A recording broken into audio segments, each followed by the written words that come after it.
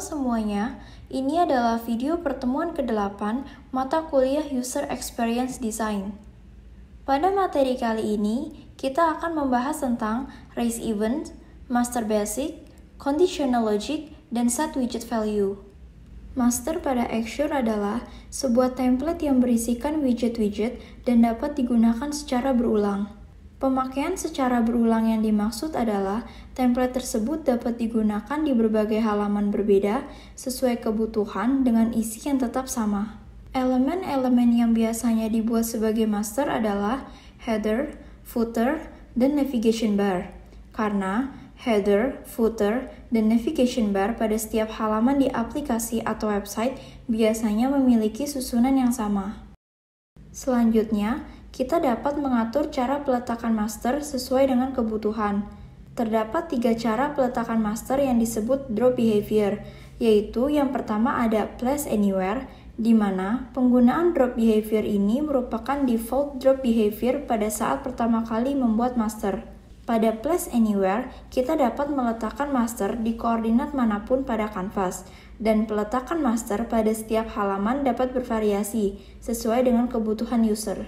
Lalu yang kedua terdapat log to master location, di mana drop behavior ini digunakan untuk meletakkan master dengan letak atau titik koordinat yang pasti dan tidak dapat diubah. Untuk mengubah posisi master dapat dilakukan dengan mengubah posisi yang ada di halaman master.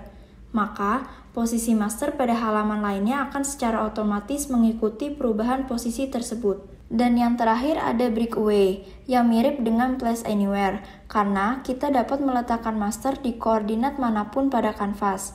Perbedaannya terletak pada breakaway memungkinkan user untuk mengubah atau melakukan kustomisasi pada widget yang ada pada master di setiap halaman.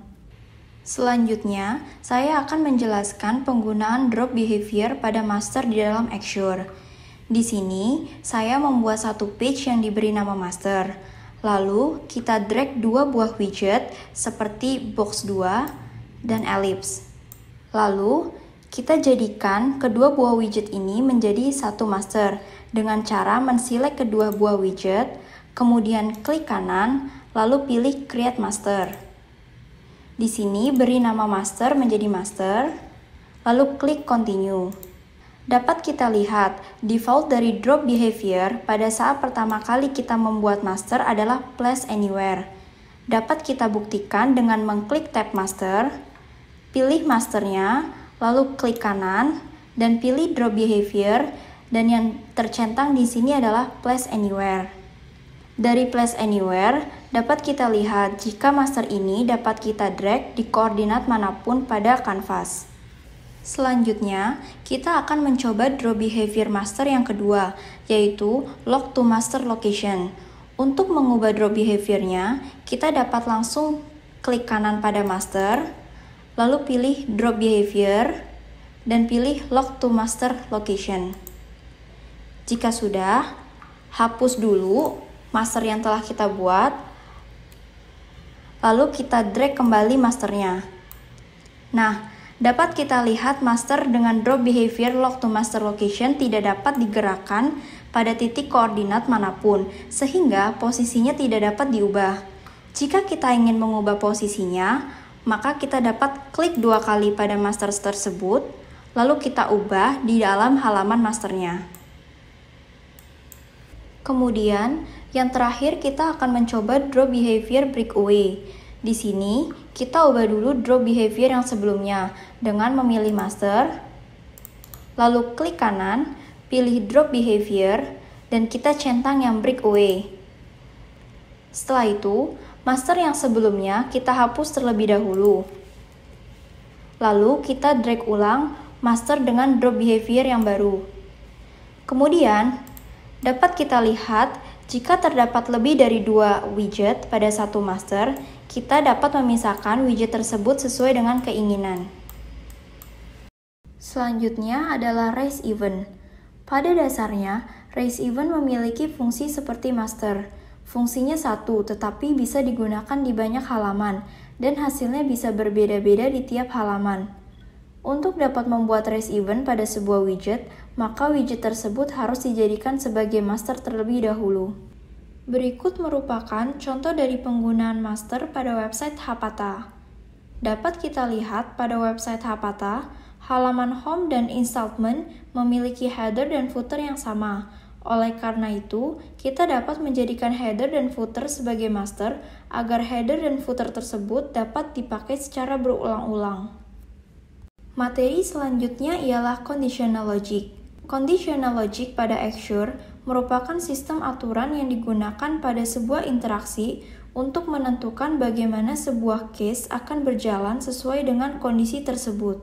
Misalnya, kita dapat menetapkan bahwa ketika pengguna mengklik sebuah tombol, maka akan berpindah ke halaman berikutnya jika user telah mengisi semua data yang diperlukan dalam form pada sebuah aplikasi atau website. Lalu, cara mudah untuk membuat kondisi adalah dengan membaginya menjadi 3 bagian, yaitu one value, how it compares to, dan a second value.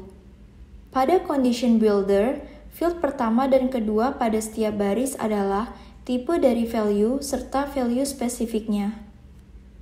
Lalu, untuk field ketiga adalah tipe perbandingan, seperti equals, does not equals, dan lain sebagainya. Kemudian, field keempat dan kelima adalah tipe dari value dan value spesifik yang digunakan untuk membandingkan value yang pertama. Pada Axure, terdapat tipe-tipe kondisi yang dapat kita gunakan sesuai dengan kebutuhan. Di antaranya adalah yang pertama value, yang menunjukkan nilai alphanumerik pada sebuah expression. Yang kedua, value of variable, yang menunjukkan value yang terdapat pada variabel. Ketiga, length of variable value, menunjukkan jumlah karakter pada sebuah variabel.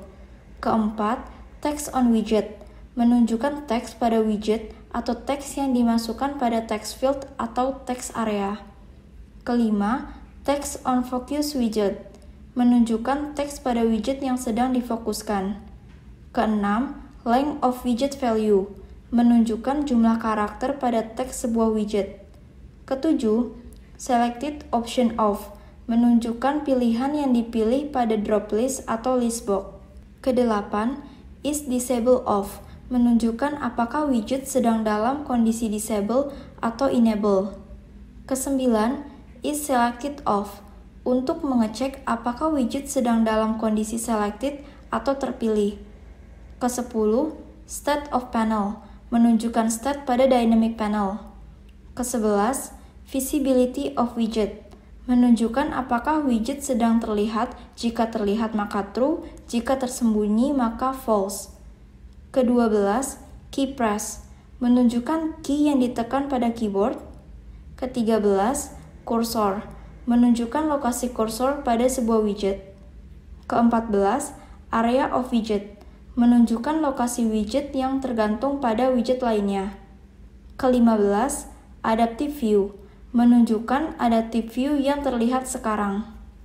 Selanjutnya, ketika kita mengatur beberapa pernyataan kondisi untuk suatu case, kita dapat memutuskan apakah case tersebut dieksekusi ketika semua pernyataan bernilai true atau ketika hanya satu pernyataan yang bernilai true. Maka pada Axure, kita dapat menentukan hal tersebut menggunakan satisfy all ataupun any.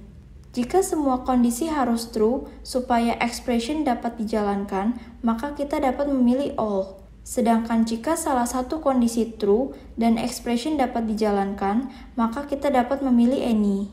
Selanjutnya adalah mengenai set widget value. Set widget value berfungsi untuk memberikan suatu nilai kepada widget yang diinginkan. Contohnya adalah memberikan error message pada widget label untuk ditampilkan ketika pengguna tidak mengisi field yang dibutuhkan dengan benar pada halaman suatu website atau aplikasi. Berikut adalah contoh soal yang berjudul Hapata. Dari contoh soal Hapata, nantinya kita akan menerapkan penggunaan raise event untuk membuat tombol back to top pada halaman-halaman di website Hapata. Dan kita juga akan menerapkan penggunaan master pada header dan footer di dalam website Hapata. Selain itu, kita juga akan menerapkan penggunaan conditional logic dan set widget pada halaman sign up dan profile.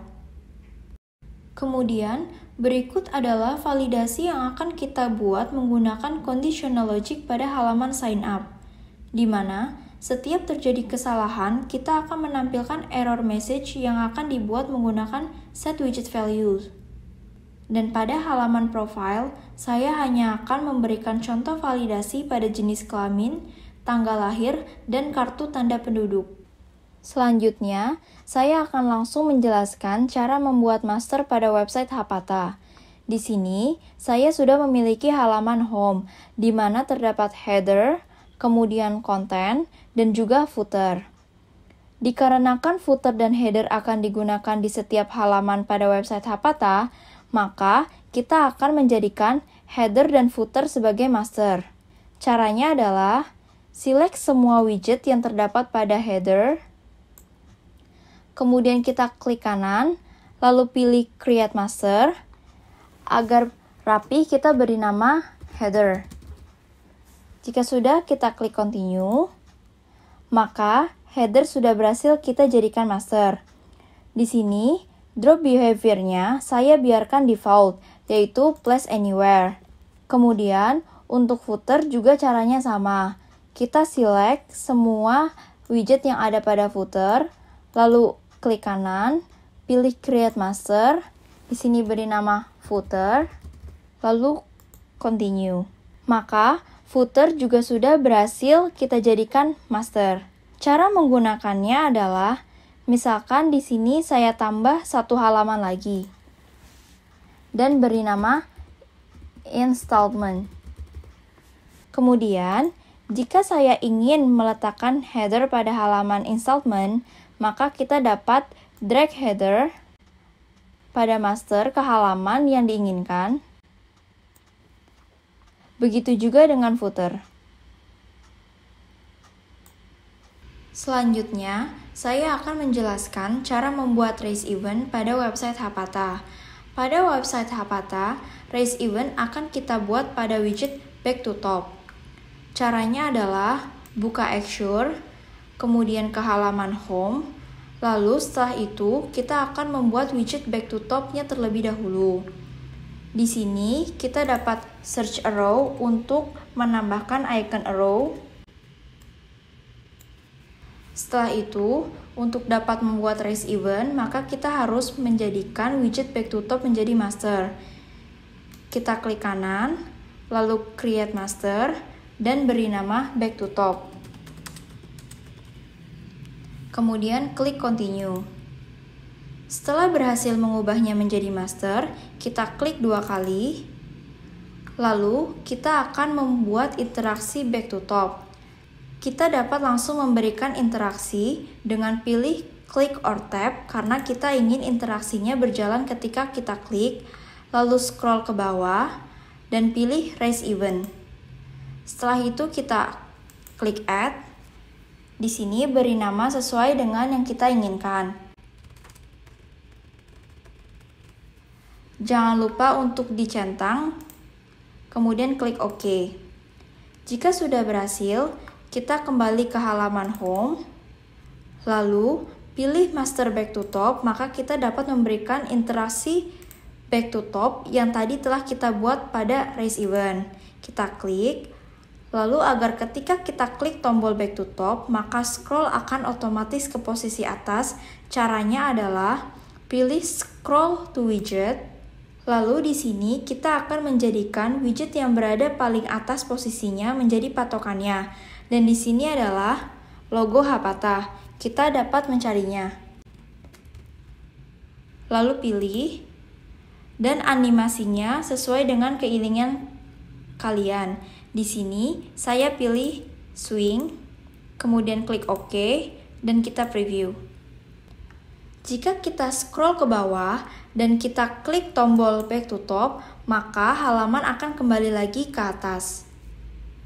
Selanjutnya, ini adalah halaman sign up dari website Hapata yang nantinya akan kita buat. Dapat kita lihat pada halaman sign up, terdapat form yang berisikan field-field yang harus diisi oleh pengguna. Kemudian, jika pengguna klik tombol daftar, maka akan muncul error message setiap pengguna melakukan kesalahan pada saat pengisian form. Lalu, ini adalah halaman profil dari website Hapata yang dimana nantinya kita akan memberikan validasi pada radio button jenis kelamin, lalu widget drop list pada tanggal lahir, dan yang terakhir, field kartu tanda penduduk untuk memasukkan file JPEG. Sekarang saya akan menjelaskan cara membuat validasi pada halaman sign up. Di sini saya sudah memiliki halaman sign up dan saya sudah menyediakan apa saja yang dibutuhkan pada halaman sign up. Di sini terdapat form yang nantinya akan diisi oleh pengguna. Lalu pada bagian field nama lengkap, email, nomor handphone, password, dan konfirmasi password, saya menggunakan text field. Lalu pada bagian bawah ini, saya sudah menyediakan sebuah label yang nantinya kita akan set untuk menampilkan error message. Kemudian terdapat button, dan jangan lupa untuk memberikan nama pada setiap field yang nantinya akan diisi oleh pengguna. Hal ini bertujuan untuk mempermudah kita pada saat membuat validasi nanti. Lalu, saya akan menghapus teks yang terdapat pada label untuk error message terlebih dahulu. Setelah itu, untuk membuat validasi, maka kita akan memberikan interaksi pada tombol daftar karena validasi akan berjalan ketika pengguna menekan tombol daftar. Maka di sini, pilih widget daftar, kemudian pilih New Interaction, pilih Click or Tap. Setelah itu, kita akan membuat case untuk memberikan kondisi pada saat validasi. Caranya adalah klik Enable Case. Case yang pertama, kita akan membuat validasi untuk nama lengkap. Jika nama lengkap tidak diisi, maka akan muncul error message, sehingga kita perlu memberi nama terlebih dahulu. Setelah itu, kita berikan logic. Di sini, pilih text on widget. Kemudian, kita akan mengambil value dari widget text field nama lengkap.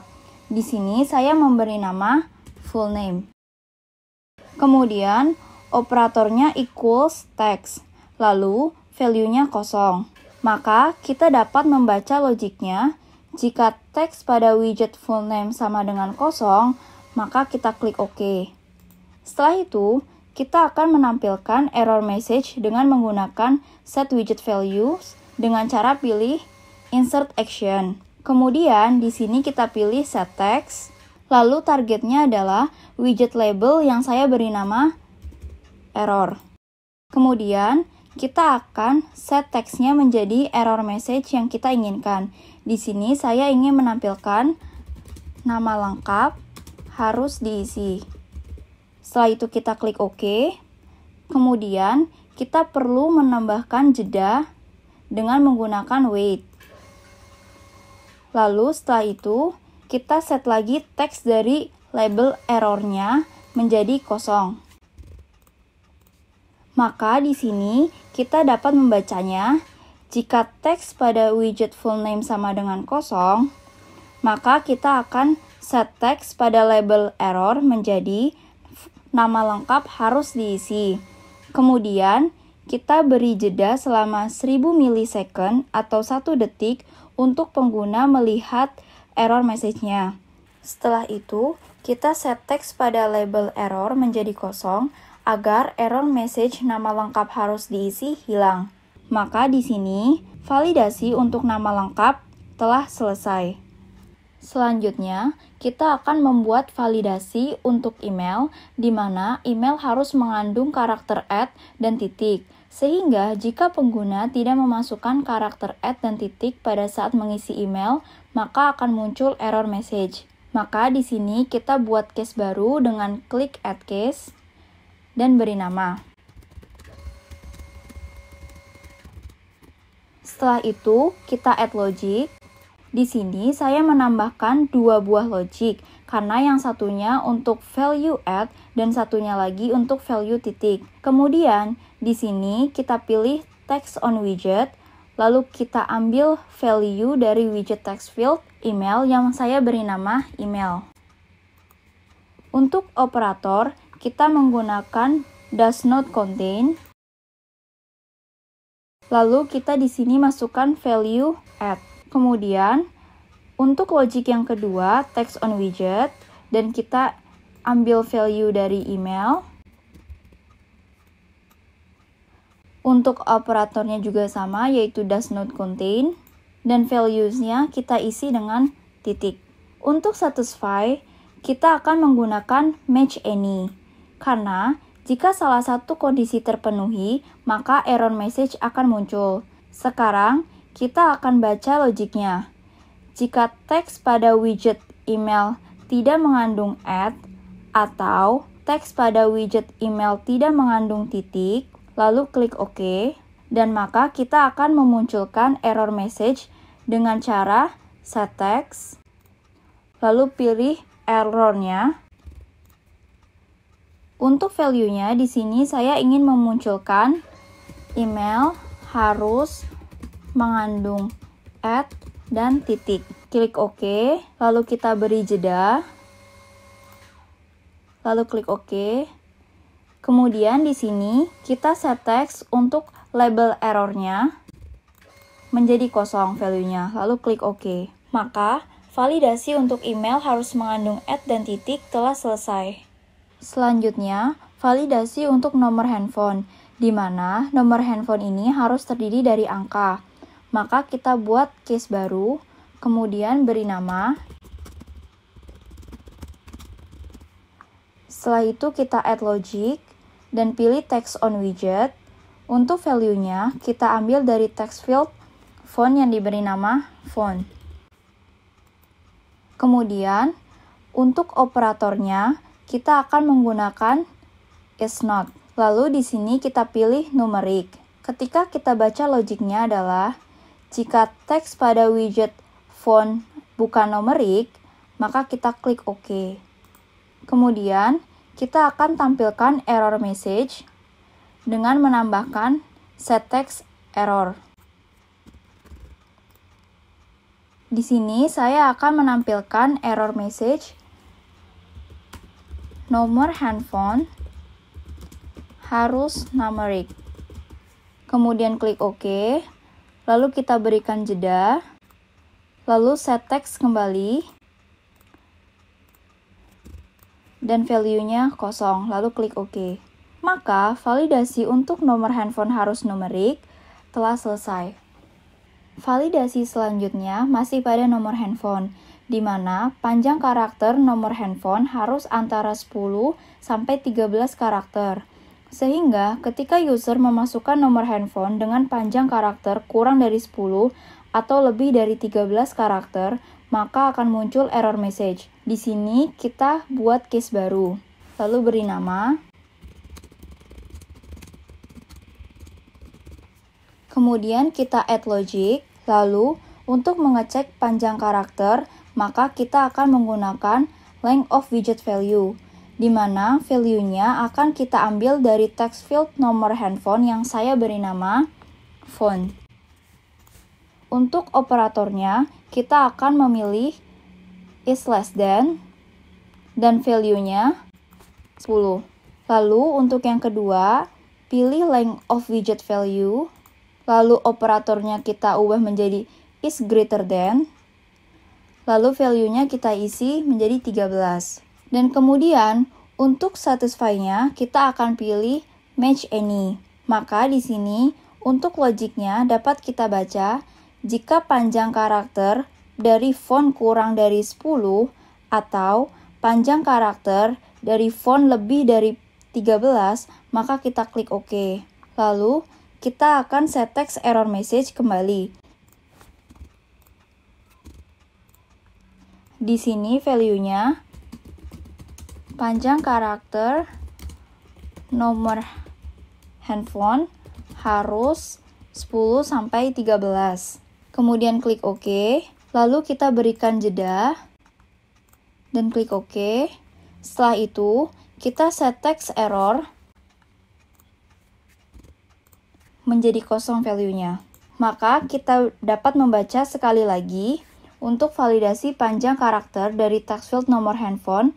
Jika panjang value dari widget font kurang dari 10 atau panjang value dari widget font lebih daripada 13, maka akan muncul error message panjang karakter nomor handphone harus 10 sampai 13. Lalu diberi jeda dan set text kembali supaya error message-nya hilang. Maka, validasi untuk panjang karakter nomor handphone sudah selesai. Selanjutnya adalah validasi untuk password, di mana password harus berisikan angka dan huruf. Maka kita buat case baru, lalu beri nama. Kemudian kita add logic. Lalu di sini kita pilih text on widget, kemudian value-nya diambil dari widget password yang diberi nama pass. Untuk operatornya kita akan menggunakan is. Lalu di sini kita tidak bisa menggunakan kondisi yang alphanumerik karena itu untuk karakter. Sehingga kita harus menggunakan yang alpha dan numerik secara terpisah, di mana value yang pertama untuk numerik dan value yang kedua untuk alpha. Kemudian, untuk satisfy kita akan menggunakan match any. Jadi, ketika user hanya mengisikan password berisi huruf saja ataupun angka saja, maka error message akan muncul. Kemudian kita klik OK. Dan sekarang kita akan set text untuk memunculkan error message. Untuk value-nya saya isi dengan password harus terdiri dari angka dan huruf. Lalu kita klik OK, kemudian kita beri jeda, lalu kita klik OK. Setelah itu kita set text error lagi, menjadi kosong value-nya, lalu klik OK. Maka, validasi password untuk alphanumerik sudah selesai. Selanjutnya adalah validasi untuk text field konfirmasi password, di mana jika user mengisikan value konfirmasi password berbeda dengan value yang ada pada password, maka akan muncul error message. Lalu kita buat case baru dan beri nama. Lalu kita add logic, kemudian pilih text on widget, dan value-nya akan kita ambil dari text field konfirmasi password yang telah diberi nama pass. Untuk operatornya, kita pilih does not equal, kemudian pilih text on widget, dan value-nya kita akan ambil dari pass atau text field password. Maka, jika kita baca logiknya, jika teks pada widget konfirmasi password tidak sama dengan teks pada widget password, maka kita klik OK. Lalu, kita set teks errornya. Lalu, untuk value-nya kita isi dengan repassword harus sama dengan password. Lalu, kita klik OK dan berikan jeda. Lalu kita set text error kembali menjadi kosong value-nya. Kemudian kita klik OK. Maka validasi untuk konfirmasi password telah selesai. Selanjutnya ialah validasi yang terakhir, di mana kita akan membuat case ketika pengguna telah mengisi seluruh field dengan benar, maka pengguna akan diarahkan menuju halaman login. Oleh karena itu, di sini kita buat halaman baru, lalu beri nama login. Jika sudah, kita kembali ke halaman sign up. Lalu di sini kita buat case baru. Lalu kita langsung OK-kan saja. Setelah itu, kita pilih insert action dan pilih open link untuk menghubungkan ke halaman login. Lalu klik OK.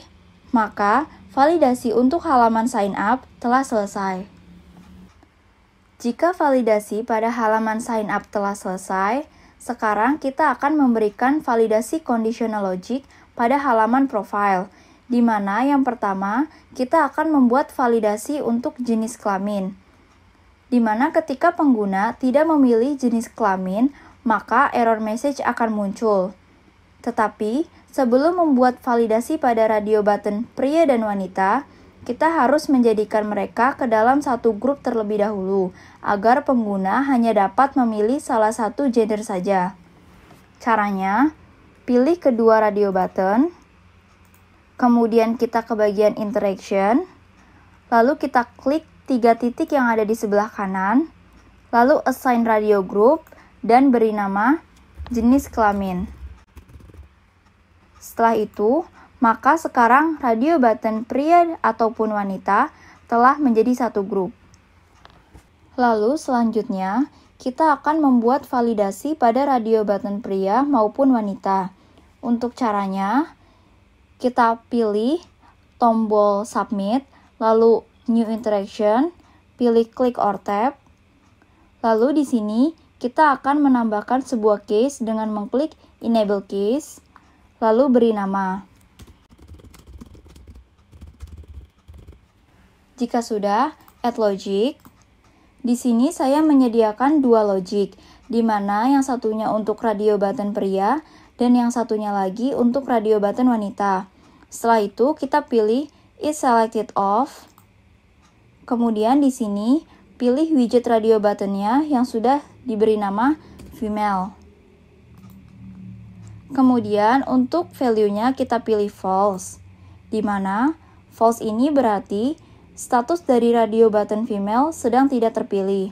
Kemudian, lakukan hal yang sama untuk radio button male. Untuk satisfy-nya, kita akan menggunakan all, karena validasi akan berjalan ketika pengguna tidak memilih kedua jenis kelamin tersebut. Kemudian kita klik OK. Setelah itu, kita munculkan label error message dengan mengklik set text, lalu pilih targetnya yang diberi nama error, lalu isikan value-nya, di mana saya ingin menampilkan jenis kelamin harus dipilih. Klik OK, berikan jeda dengan menggunakan wait, lalu klik OK. Kemudian set text kembali. Pada error, value-nya menjadi kosong, lalu klik OK. Maka validasi untuk jenis kelamin telah selesai. Selanjutnya, kita akan membuat validasi untuk tanggal lahir, di mana jika pengguna tidak memilih tanggal lahir secara lengkap, maka error message akan muncul. Caranya adalah kita buat case kembali dengan memilih add case, lalu beri nama. Kemudian kita add logic. Di sini saya menambahkan 3 buah logic karena saya mempunyai 3 drop list untuk tanggal lahir. Kemudian di sini kita pilih selected option off. Lalu pastikan field-nya adalah tanggal dan value-nya juga tanggal. Kemudian selected option off bulan, value-nya juga bulan.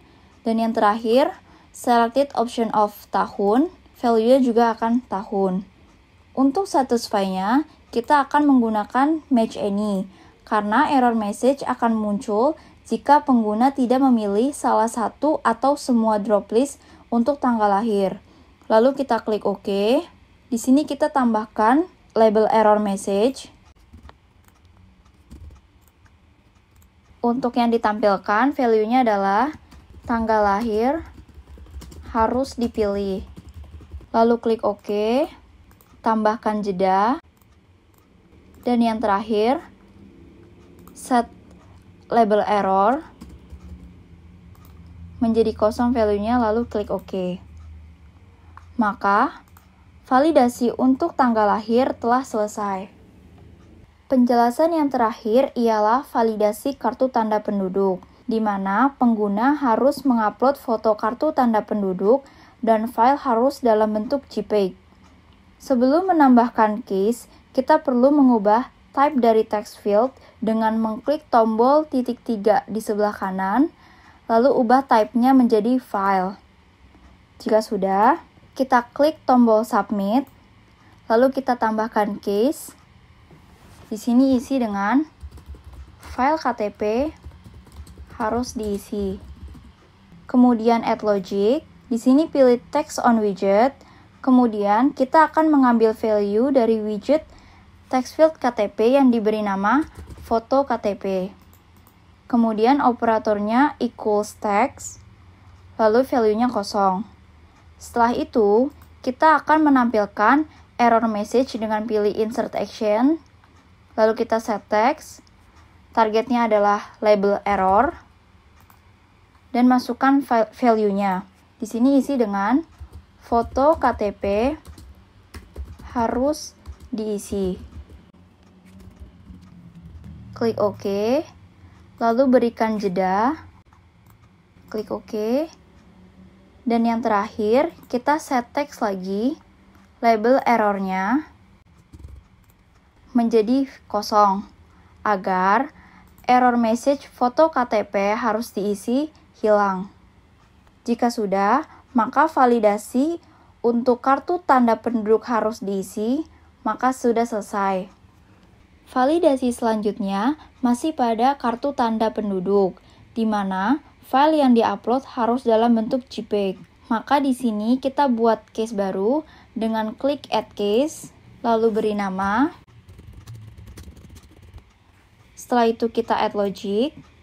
Kemudian di sini pilih text on widget. Lalu kita akan mengambil value dari widget text field KTP yang diberi nama foto KTP. Untuk operatornya, kita menggunakan does not contain, lalu isi value-nya dengan .jpeg. Sekarang kita akan baca logiknya. Jika pada widget foto KTP tidak mengandung .jpeg, maka kita klik OK. Lalu, di sini kita insert action untuk menambahkan text label error. Di sini value-nya isi dengan foto KTP harus dalam bentuk .jpeg. Lalu klik OK. Kemudian kita beri jeda. Klik OK kembali. Dan kemudian kita set text value-nya menjadi error. Kita set text value-nya menjadi kosong, lalu klik OK. Maka, validasi untuk foto KTP telah selesai. Jika kita preview, untuk text field yang kita ubah type-nya menjadi filed, maka akan seperti ini. Ketika kita klik browse, kita dapat memasukkan file gambar yang kita inginkan. Sekian penjelasan saya mengenai materi Mastering Master and Advanced Prototyping. Semoga video ini dapat bermanfaat bagi teman-teman semua. Akhir kata saya ucapkan terima kasih.